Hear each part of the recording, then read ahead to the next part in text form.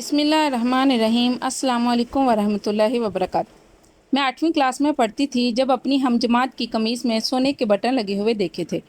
वह एक सनार की बेटी थी और इसके बाप ने अपनी बेटी की सालगिरह का तोहफ़ा दिया था। मैं जब घर आई तो ज़िद की कि मुझे भी कपड़ों में सोने के बटन चाहिए।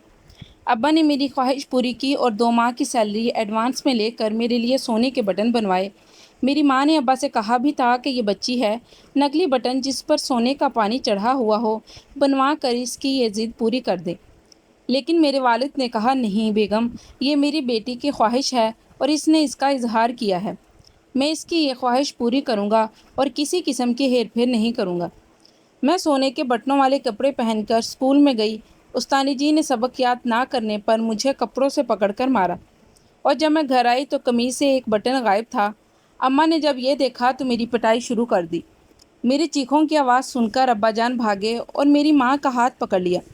तुझे खुदा का वास्ता देकर कहता हूँ, मेरी बेटी को ना मारा करो, चाहे इससे जो भी गलती हो जाए। मुझे बहुत तकलीफ़ होती है जब ये रोती है।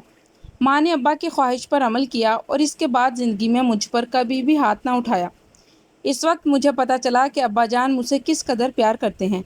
वक्त तेज़ी के साथ गुजर रहा था और मैं यूनिवर्सिटी में तालीम हासिल करने लगी। एमए इंग्लिश के आखिरी साल मुझे हसीब नामी एक लड़के से मोहब्बत हो गई। मैंने घर वालों को हसीब के बारे में बताया तो अब्बा जान ने कहा कि मैं पहले इस लड़के के बारे में सही इन्फॉर्मेशन लेना चाहता हूँ, इसके बाद ही मैं अपना फ़ैसला बताऊँगा।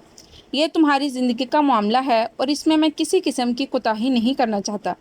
मुख्तलिफ़ ज़राए से मालूमात लेकर अब्बा इस नतीजे पर पहुँचे कि हसीब अच्छा लड़का नहीं है।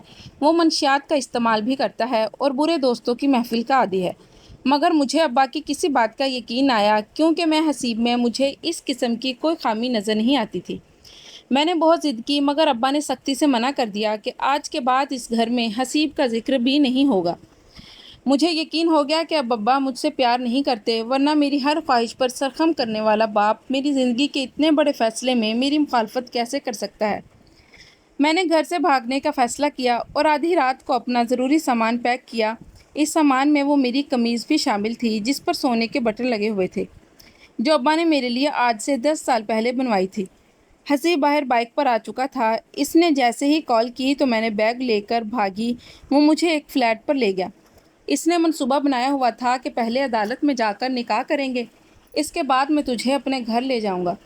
मैं अपने वालिदैन की इकलौती औलाद हूँ, वो मेरी पसंद को कभी भी नहीं ठुकराएंगे और तुझे अपनी बहू तस्लीम कर लेंगे।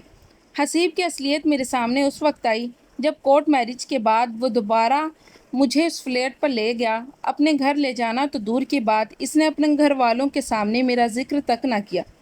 सारी नकदी और जेवरात मुझसे हथिया लिए। मुज़ाहमत करने पर मुझ पर तशद्दुद भी किया। मैं आज भी इसकी कैद में हूँ, ना घर वापस जा सकती हूँ, ना ही किसी से शिकायत कर सकती हूँ। ज़िंदगी के इस मोड़ पर अब्बा जान मुझे बहुत याद आते हैं। काश मैं अपने अब्बा की बात मान लेती और मेरी छोटी बहनें, अपनी तमाम बहनों से यही ख्वाहिश है कि वालिदैन की ज़िंदगी में ही इनकी कदर करें और आपके दुश्मन नहीं होते, आपके सबसे बड़े दोस्त हैं। एक नामहरम की मोहब्बत में कभी भी अपने वालिदैन को ज़लील मत करें। अगर आपको मेरी ये वीडियो पसंद आई हो तो लाइक और कमेंट करें ताकि आगे आने वाली वीडियोस आप तक पहुंचती रहें।